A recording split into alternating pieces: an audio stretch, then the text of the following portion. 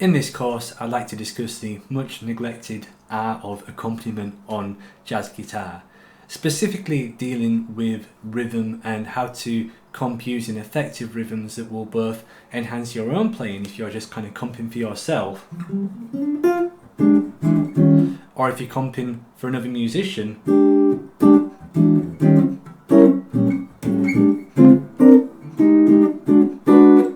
and you need to add some kind of variations and things like that, or even if you just want to hold down a really solid groove, it doesn't have to be that complicated.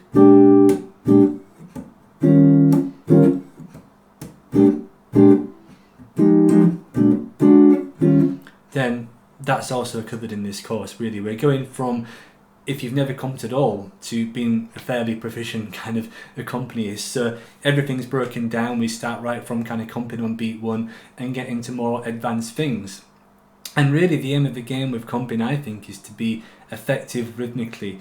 It's okay to have nice chords and chord subs and stuff like that, but if you don't have a good grounding in rhythm and comping along with a metronome, then none of it means anything. So all these studies in this particular course are all kind of tied to comping. So that could be comping for yourself, comping in a duo, comping in a full band, just to try and kind of make it interesting and make it fun and enjoyable, because that's what I believe. I think that it can be neglected because I think that people think that it has to be boring compared to just practicing improv, but hopefully some of the exercises and studies in this course will present ways to make it a little bit more enjoyable and a little bit more kind of less daunting if you've not practiced any comping before.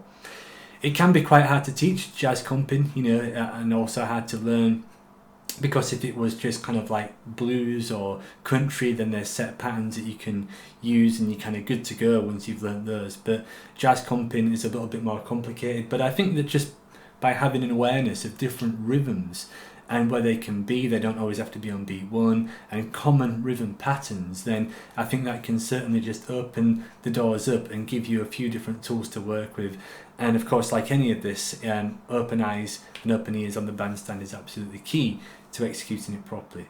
So that's what this course is about. There's lots of different written material on the PDF, and there's also supplementary lessons as well with other comping rhythm studies. So I really do believe that working on this will improve your comping, but also your rhythmic reading as well, which is well worth kind of doing if you have any interest in playing jazz. And we're not talking about kind of proper reading music really. We're just talking about reading a few basic note values and if they're on a downbeat or an offbeat effectively. So it's very useful for doing that as well. So I hope you'll join with me and check this course out, and all the information that you need for that will be available around this video.